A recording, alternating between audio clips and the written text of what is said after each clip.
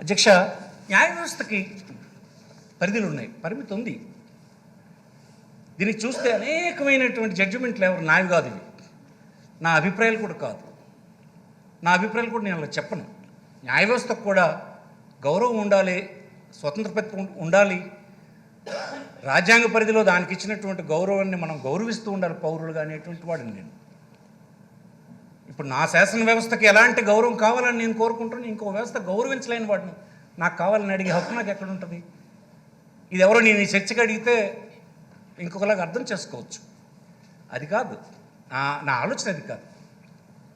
భారతదేశంలో న్యాయ వ్యవస్థ ప్రజాస్వామ్యం రచించడానికి ఎన్నో సందర్భాల్లో విశేషమైన కృషి చేసింది. ఎంతోమంది న్యాయమూర్తులు తన మేధస్సుని, అనుభవాన్ని పణంగా పెట్టి వ్యవస్థల్ని కాపాడారు. ఈ 70 సంవత్సరాల్లో కూడా న్యాయ వ్యవస్థ అనేక ఒడిదుడుకుల్ని అధిగమించేటట్టుగా ఈ వ్యవస్థకు అండగా నిలబడింది. ఈ వ్యవస్థని కాపాడడానికి న్యాయ వ్యవస్థ రోల్ కూడా చాలా గొప్పది. అనేక మంది న్యాయమూర్తులు వాళ్ళు ఒక సామాన్యుడు అన్యాయానికి గురైనప్పుడు న్యాయ వ్యవస్థ తలుపు తడితే వారికి ఉన్న ఆదుకున్న సందర్భాలు మన స్వతంత్ర భారతదేశంలో కోకొల్లలుగా ఉన్నాయి. ఇందులో సుప్రసిద్ధ న్యాయమూర్తులు కొన్ని పేర్లు నేను సేకరించాను.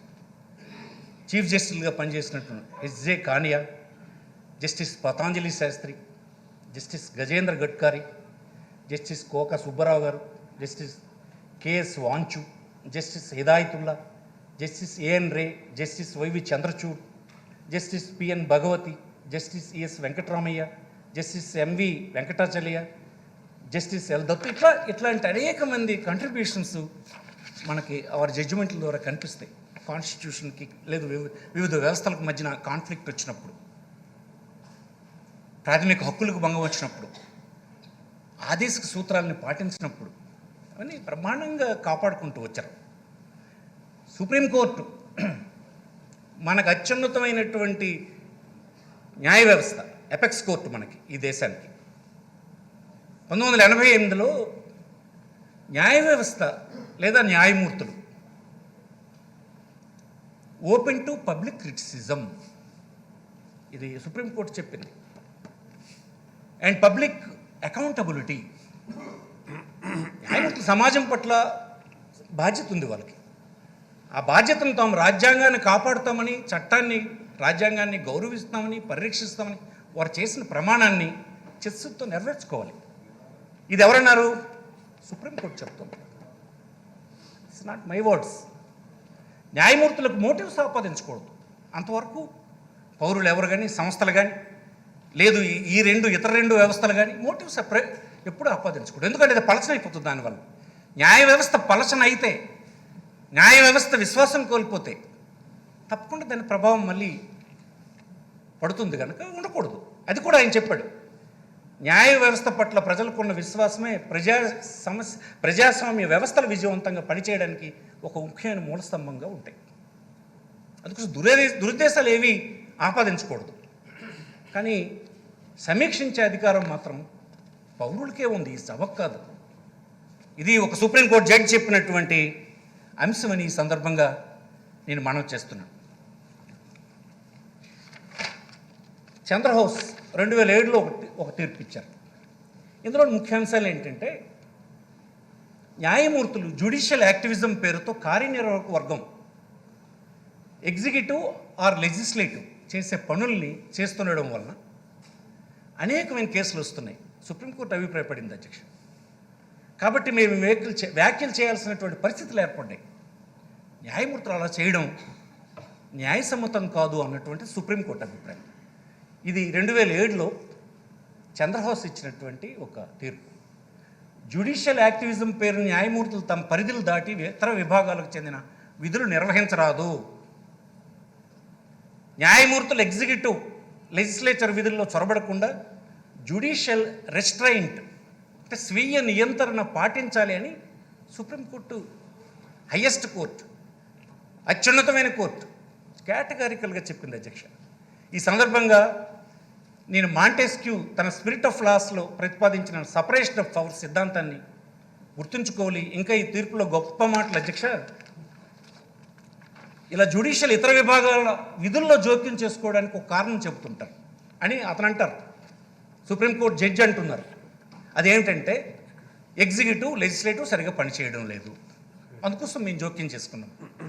ఆ మాట న్యాయ వ్యవస్థ కూడా వర్తిస్తుందని సుప్రీంకోర్టు జడ్జి అన్నారు. న్యాయ వ్యవస్థ సరిగా పనిచేస్తే అర్ధ శతాబ్దంగా ఇన్ని కేసులు కోర్టుల్లో పెండింగ్ ఎందుకు ఉంటాయి అంటూ ఇంకొక అబ్జర్వేషన్ ఆయన ఇచ్చారు. ఒకవేళ లెజిస్లేచర్లో కానీ ఎగ్జిక్యూటివ్లో కానీ సరిగా పనిచేయకపోతే, సమర్థంగా పనిచేయకపోతే ఆ విషయం ప్రజలు చూసుకుంటారు. ఎన్నికల్లో వారు ఆశలు తీర్చగల వ్యక్తులను ఎన్నుకుంటారు, పార్టీలను ఎన్నుకుంటారు, లేదా న్యాయబద్ధమైన విధానాల్లో వారి అసంతృప్తిని ప్రదర్శన ద్వారా తెలియచేస్తారు. అంతేగాని వారి విధుల్లో జోక్యం చేసుకోవడం సమస్యకు పరిష్కారం కాదని చాలా కేటగారికల్గా సుప్రీంకోర్టు చెప్పింది. ఇలాంటి జోక్యం వల్ల రాజ్యాంగంలో ఉన్నటువంటి 3 విభాగాల మధ్యన ఆశించినటువంటి సున్నితమైన సమన్వయం, డెలికేట్ బ్యాలెన్స్ దెబ్బతింటుంది. ఆ విధులు సమర్థంగా నిర్వహించగలిగే ప్రావీణ్యత, వనరులు న్యాయ వ్యవస్థకు లేవు అధ్యక్ష అని ఎవరంటున్నారు? సుప్రీంకోర్టు జడ్జి అంటారు, నేను కాదు. ఇది ఈ తీర్పులో 3 విభాగాల మధ్యన ఉండాల్సినటువంటి సమాన సౌహృదయ సగౌరవ సంబంధాల గురించి చక్కగా న్యాయమూర్తి గారు వివరించారు. అలాగే జ్యుడిషియల్ యాక్టివిజం కన్నా జ్యుడిషియల్ రిస్ట్రైంట్ వలన ఫలితాలు ఎక్కువ వస్తాయి అన్నది సుప్రీంకోర్టు అబ్జర్వేషన్.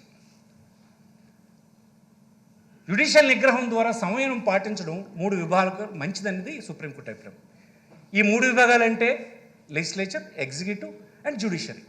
ఎవరి పరిధి ఎంతవరకు చెప్పాల్సింది జ్యుడిషియరీయే. మళ్ళీ ఇక్కడ మన దీంట్లో అదే ఉంది, జ్యుడిషియరీకే ఆ బాధ్యత ఉంది. ఎవరి పరిధి ఏంటన్నది సందర్భం వస్తే చెప్పాల్సిన వాళ్ళే. పరిధులు నిర్ణయించాల్సింది వారే. పరిధులు దాటితే ఎలా, పరిధులు దాటితే ఎలా, దాటకూడదనే భావంతో చెప్పారు. ఇలా ఎవరి జ్యూరిస్డిక్షన్ ఏమిటో నిర్ణయించగల న్యాయ వ్యవస్థ ఎంత నిగ్రహంతో వ్యవహరించాలి, ఎంత సంయమనంతో పాటించాలి, ఈ నిగ్రహం ఎలా వస్తుందో ఈ తీర్పులో చెప్పారు. అది సుప్రీంకోర్టు చెప్పింది. దానికి 2 సందర్భాలను వాళ్ళు పేర్కొన్నారు. న్యాయ నిగ్రహం ఎలా వస్తుంది? న్యాయస్థానం ఈ పరిపాలనా ప్రక్రియలో మిగతా 2 విభాగాలతో సమానమైనవి, ఏవి తక్కువ కాదు, మనం ఎవరికి ఎక్కువ కాదన్న విషయాన్ని గుర్తించాలని చెప్పారు. ఇది సుప్రీంకోర్టు చెప్పింది. మేమేమో అతీతులం వీళ్ళందరికంటే అనేటువంటి భావన విడనాడాలి ఉంది.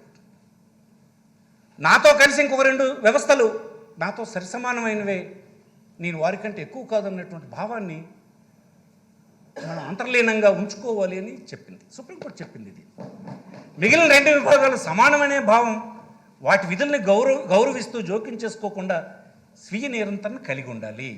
ఎప్పుడైతే అలాంటి భావన జ్యుడిషియరీకి ఉంటుందో, మాతో సహా ఇంకొక 2 వ్యవస్థలు ఉన్నాయి ఈ కాన్స్టిట్యూషన్లో, ఆ 2 వ్యవస్థలు మాలాంటివే, మాతో సమానమైన హోదా కలిగినవి అనేటువంటి భావన ఉంటే వారి విధుల్లోకి జోక్యం చేసుకోకుండా ఉండగలుస్తారన్నది సుప్రీంకోర్టు తలగా అభిప్రాయం. ఇటువంటి స్వీయ నియంత్రణ వలన న్యాయ వ్యవస్థ స్వతంత్ర ప్రతిపత్తి కాపాడబడుతుంది.